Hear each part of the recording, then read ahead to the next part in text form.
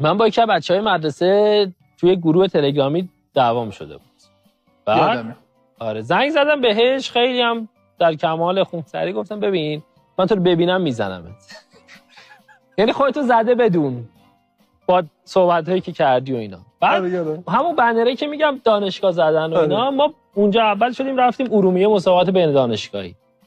بعد یهو شماره ناشناس زنگ زد، اون موقعم جواب میدادم ناشناس. جواب دادم، خیلی زود متوجه شدم که بابای همون نفره. بابای پناهی هم یه کاری بود. بعد گفت کجایی؟ گفتم ارومیه. گفت نمیذارم از مرز خارج شی.